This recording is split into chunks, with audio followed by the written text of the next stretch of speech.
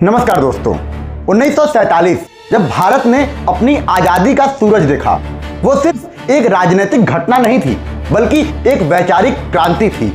एक ऐसे राष्ट्र की कल्पना जहां विविधता में एकता हो, जहां धर्म राजनीति का उपकरण न बने और जहां सत्ता जनता की सेवक हो, मालिक नहीं।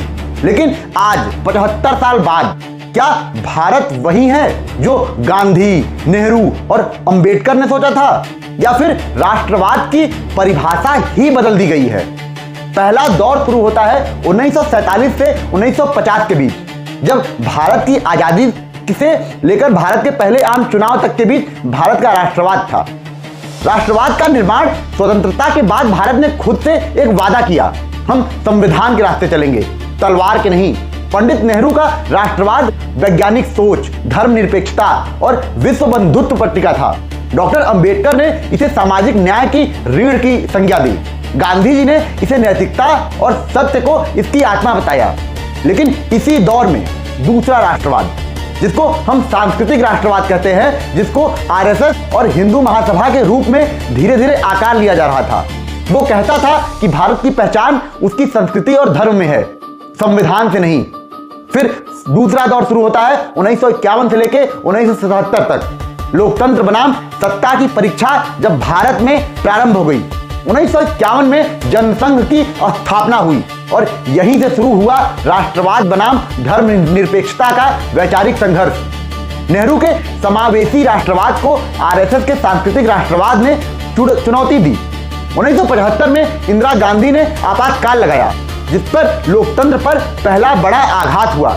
लेकिन 1977 में जनता पार्टी की सरकार बनी, जिससे आरएसएस की राजनीतिक शाखा जनसंघ पहली बार सत्ता में आई।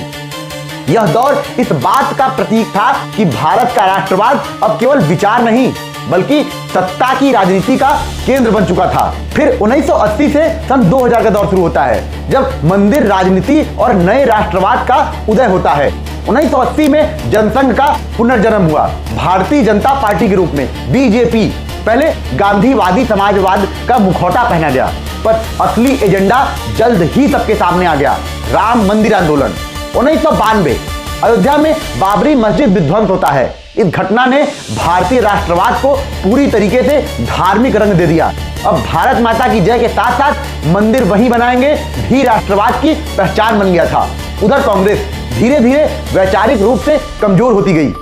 नेहरू का सेकुलर राष्ट्रवाद वोट बैंक की राजनीति में खो गया।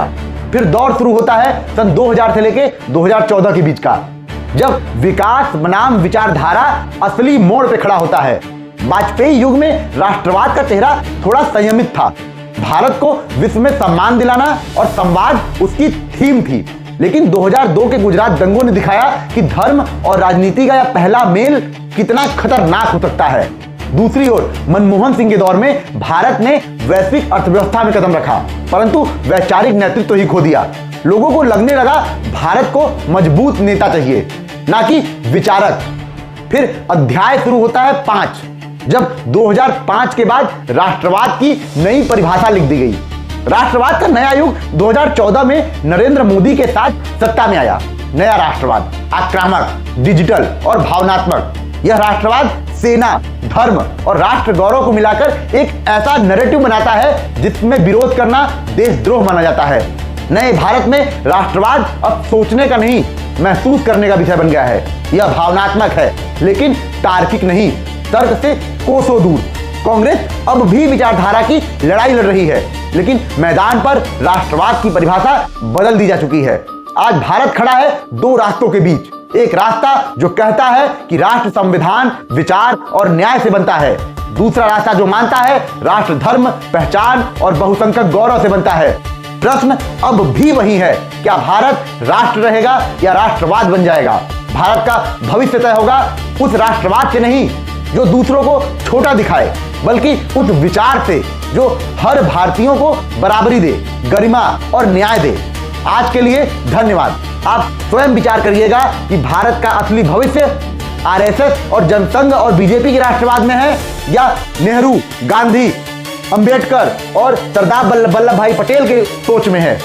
आज के लिए धन्यवाद दोस्तों।